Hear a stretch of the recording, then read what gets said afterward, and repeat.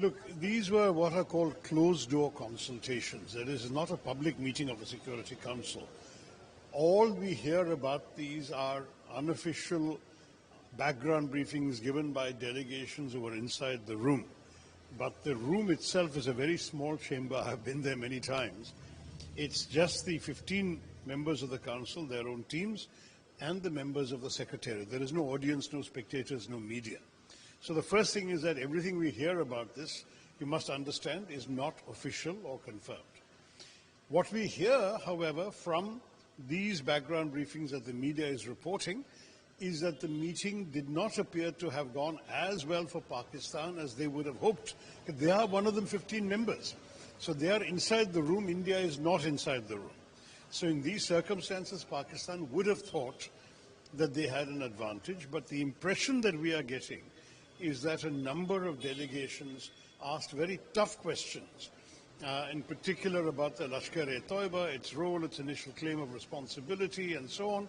And I think the concerns that have come out have been largely that terrorism is extremely dangerous and that it can understandably provoke an Indian reaction, which in turn can lead to further escalation. So there was a certain willingness, from what I gather, to be very critical of what happened in Pahalgam.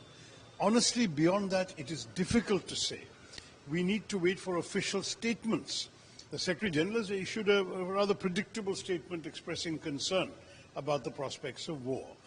As far as the Council itself is concerned, there is going to be, at best, an informal statement agreed within consultation that will then come out. That has not happened so far as I know, but you're asking me literally a few minutes after the meeting has concluded. We don't know what the final outcome is.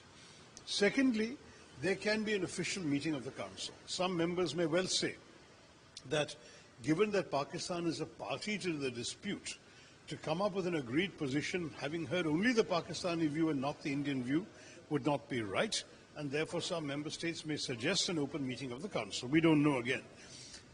Don't forget that these are all being observed from a distance. I have no particular access to any official information anymore, but from my previous knowledge of the way the Council works, this is the best that we can expect at this point. I am quite confident that the Council will not pass a resolution criticizing Pakistan because China will veto it. They will not pass a resolution criticizing us because many countries will object to it and probably veto it. So it is going to be more a call for peace and concern about terror and general kind of language. I'm not expecting anything specifically out of the Council, either in informal consultations or in a formal meeting, that will actually affect us directly very much or affect the Pakistanis very much. That is the sad reality of the way these things function.